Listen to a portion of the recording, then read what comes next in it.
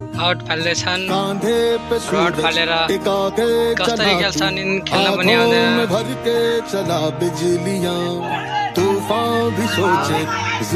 out गइसकेको होला यताबाट देखिँदै छैन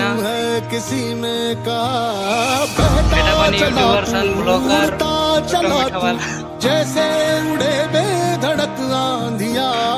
बहता चला तू उड़ता चला तू जैसे उड़े आंधिया